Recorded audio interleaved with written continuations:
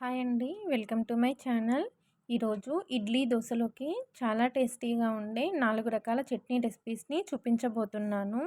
First ఉల్లిపాయ టమాటా చట్నీని ఎలా తయారు చేసుకోవాలో చూద్దాము. ఈ చట్నీ టేస్ట్ చాలా బాగుంటుందండి. ఈ చట్నీని వైజాగ్‌లో రోడ్ సైడ్‌న ఒక టిఫిన్ బండి దగ్గర టేస్ట్ చేశానండి. టేస్ట్ చాలా బాగుంది. ఆ బండి వాళ్ళని చాలా రిక్వెస్ట్ చేసి ఈ చట్నీ ప్రిపరేషన్ని తెలుసుకొని ఈ వీడియోలో చూపిస్తున్నానండి. మీరు కూడా తప్పకుండా ట్రై చేయండి. టేస్ట్ అయితే చాలా బాగుందండి. ఇక లేట్ చేయకుండా ఈ చట్నీ ప్రిపరేషన్ని చూసేద్దాము. ఈ చట్నీ కోసమని కడాయిలో 1 స్పూన్ వరకు ఆయిల్ని వేసుకోండి. తర్వాత 1 టేబుల్ స్పూన్ పచ్చిశనగపప్పు, 1 టేబుల్ స్పూన్ మినపగుళ్ళు, 4 ఎండుమిరపకాయలు వేసుకొని లో ఫ్లేమ్లో ఈ పప్పులు క్రిస్పీగా అయ్యి గోల్డెన్ బ్రౌన్ కలర్ వచ్చే వరకు ఫ్రై చేసుకోండి. హై ఫ్లేమ్ కానీ మీడియం ఫ్లేమ్ కానీ పెట్టి వీటిని ఫ్రై చేశారంటే ఈ పప్పులు ఎండుమిరపకాయలు మాడిపోయి చట్నీ టేస్ట్ మారిపోతుంది. అందుకని లో ఫ్లేమ్లో చక్కగా ఫ్రై చేసుకోండి. ఇవి చక్కగా వేగిన తర్వాత ఒక ఉల్లిపాయని ఇలా పొడుగ్గా కట్ చేసి వేసుకోండి. అలాగే 2 ఇంచుల వరకు అల్లాన్ని వేసుకోండి.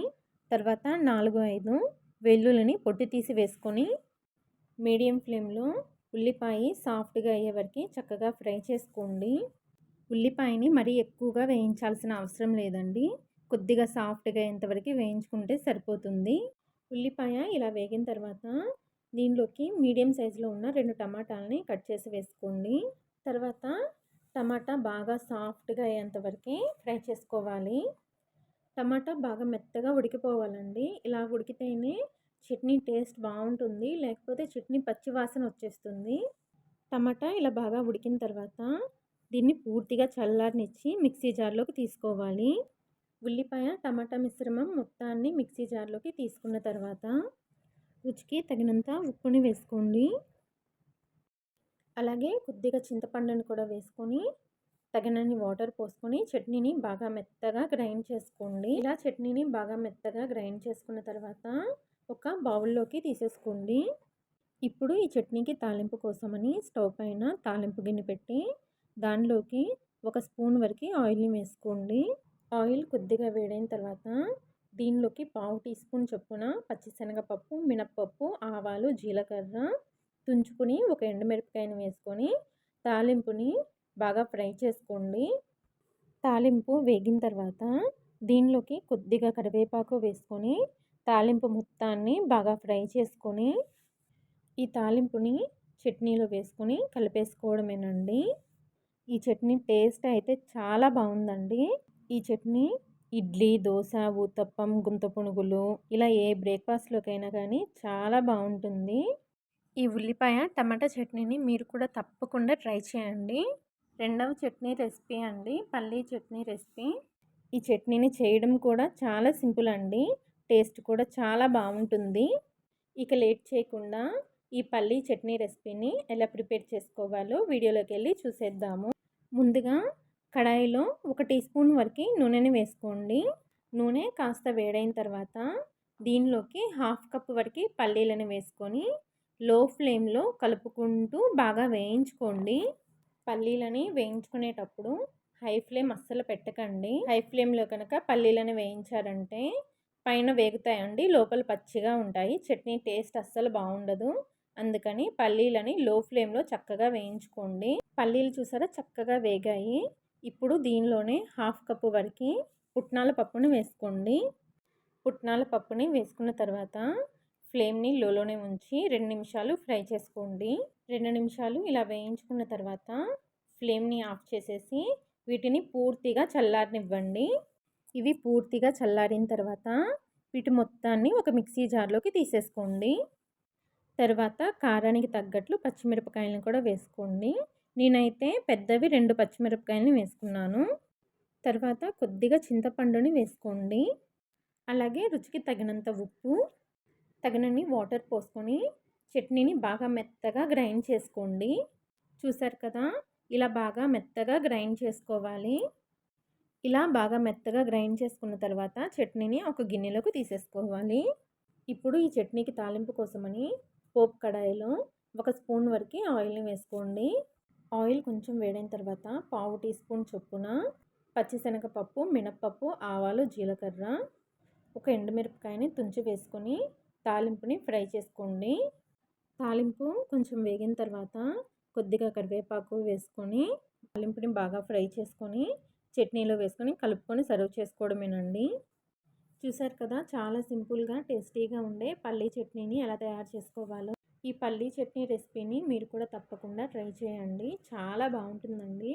ఈ చట్నీ ఇడ్లీలోకి, దోశలోకి, పునుగులు, ఊతప్పం, ఉప్మా ఇలా ఏ బ్రేక్ఫాస్ట్లోకైనా చాలా బాగుంటుంది.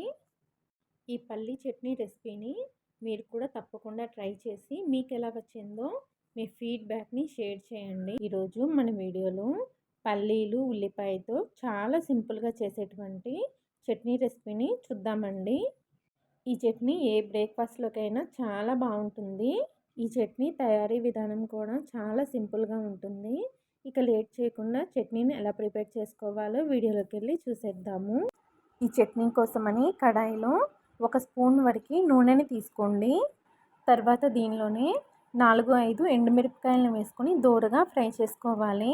ఎండుమిరపకాయలు లో ఫ్లేమ్లోనే ఫ్రై చేసుకోండి. ఎండుమిరపకాయలు ఫ్రై అయిన తర్వాత వీటిని ఒక ప్లేట్లోకి తీసుకొని పక్కన పెట్టండి. తర్వాత ఇదే నూనెలోకి 1 టేబుల్ స్పూన్ వరకు పచ్చిశనగపప్పు వేసుకొని ఫ్రై చేసుకోండి. పచ్చిశనగపప్పుని లో ఫ్లేమ్లోనే దోరగా ఫ్రై చేసుకోండి.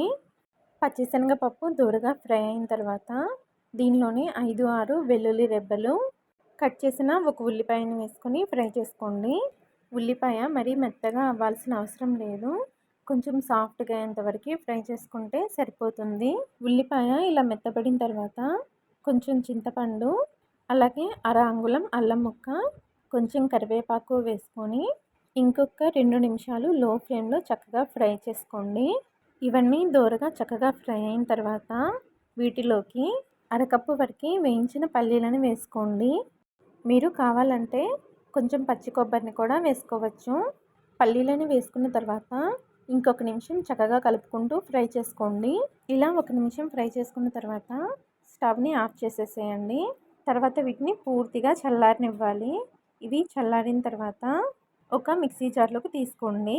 తర్వాత దీనిలోనే ఫ్రై చేసిన ఎండుమిరపకాయలు, రుచికి తగినంత ఉప్పు, తగినన్ని వాటర్ వేసుకొని చట్నీని బాగా మెత్తగా గ్రైండ్ చేసుకోండి. చూసారు కదా, ఇలా బాగా మెత్తగా గ్రైండ్ చేసుకున్న తర్వాత ఈ చట్నీని ఒక గిన్నెలోకి తీసేసుకోండి. ఇప్పుడు ఈ చట్నీకి తాలింపు కోసమని తాలింపు గిన్నెలో 1 స్పూన్ వరకు నూనెను వేసుకోండి. నూనె కొంచెం వేడైన తర్వాత 1/2 స్పూన్ ఆవాలు, 1 ఎండుమిరపకాయని తుంచి వేసుకోండి. అలాగే కొంచెం కరివేపాకు వేసుకొని తాలింపుని ఫ్రై చేసుకోండి. తాలింపు వేగేటప్పుడే కొంచెం ఇంగువ కూడా వేసుకొని ఒకసారి కలుపుకొని స్టవ్ ఆఫ్ చేసేసి ఈ తాలింపుని చట్నీలో వేసుకొని బాగా కలుపుకోండి. చూసారు కదా, చాలా టేస్టీగా ఉండే పల్లీ చట్నీ రెడీ అయిపోయింది. ఈ చట్నీ ఏ బ్రేక్ఫాస్ట్లోకైనా కానీ చాలా బాగుంటుందండి. మీరు కూడా తప్పకుండా ట్రై చేయండి. ఓకే అండి, ఈ చట్నీ రెసిపీ కనుక మీకు నచ్చినట్లయితే నా ఛానల్ని లైక్ చేసి, షేర్ చేసి, సబ్స్క్రైబ్ చేసుకోండి. Thanks for watching. చాలా ఫాస్ట్గా చేసేటువంటి పల్లీ చట్నీని చాలా టేస్టీగా ఎలా తయారు చేసుకోవాలో చూపించబోతున్నాను.